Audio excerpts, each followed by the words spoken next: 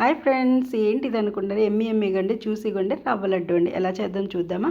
First చూడండి, సూజీ నూక అదే ఉప్మా రవ్వ, నెక్స్ట్ కొబ్బరి కూర తీసుకొని 2 అవర్స్ పాటు అలా కలిపేసి పచ్చివే అలా కలిపేసి ఉంచాలండి. తర్వాత ఒక బౌల్ పెట్టేసి 2 అవర్స్ తర్వాత ఒక బౌల్ పెట్టి నెయ్యి వేసి అందులో డ్రై ఫ్రూట్స్ అన్నీ వేపి రెడీగా ఉంచుకోవాలండి. సో ఈ లోపల ఏంటంటే డ్రై ఫ్రూట్స్ వేగే లోపల మనం ఒక బౌల్ తీసుకుని అందులో మనకు కావాల్సినంత షుగర్ వేసేసి అందులో 1 గ్లాసు వాటర్ వేసేసిన తర్వాత షుగరు వాటర్ బాగా కరిగి మనకి పాకం స్టిక్కీగా అయితే స్టవ్ ఆఫ్ చేసేవచ్చు. ఇప్పుడు ఈ లోపల ఏంటంటే డ్రై ఫ్రూట్స్ వేపేసి తీసిన తర్వాత అదే నేతిలోని 2 అవర్స్ పాటు ఉంచిన నూక కొబ్బరి కూర ఉన్నది కదా, అది కూడా ఫ్రై చేయాలండి. నేతిలోనే ఫ్రై చేయాలి. నేను ఎందుకు 2 అవర్స్ పెట్టమన్నానంటే ఆ కొబ్బరిలో ఉన్న జ్యూస్ అనేది మనకి ఈ నూకకు అనేది పడుతుందండి. సో ఈ టిప్స్ అన్నీ ఫాలో అయితే మనకి జ్యూసీగా ఉండి రవ్వ లడ్డు ప్రిపేర్ అయిపోతుంది.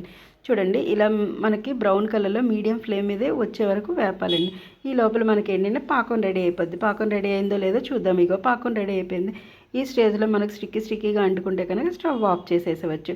స్టవ్ ఆఫ్ చేసి యాలకుల పొడి వేసుకొని మనం రెడీగా ఉంచుకోవాలి. ఈ లోపల మనకి ఏంటంటే నూక అనేది ఫ్రై అయిపోద్ది.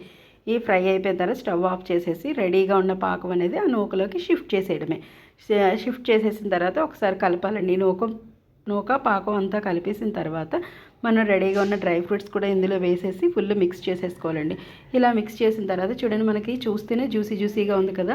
ఇలాగా చూడండి, డ్రై ఫ్రూట్స్ కూడా మిక్స్ చేసేసి ఒక్కసారి కలిపేసి మనం క్యాప్ పెట్టేసి ఒక 10 మినిట్స్ ఉండే వేడిగా ఉన్నప్పుడే మనకి ఏ సైజులో కావాలో ఆ సైజులోని 10 మినిట్స్ అయింది. కొంచెం వేడిగా ఉన్నప్పుడే ఏ సైజు కావాలంటే ఆ సైజులోనే మనం రవ్వ లడ్డు అనేది ప్రిపేర్ చేసుకోవచ్చండి. ఈ ప్రిపేర్ చేసేసుకున్న తర్వాత తింటే చాలా జ్యూసీగా ఉండే. చాలామంది అంటారు రవ్వ లడ్డు చాలా గట్టిగా వస్తుందని.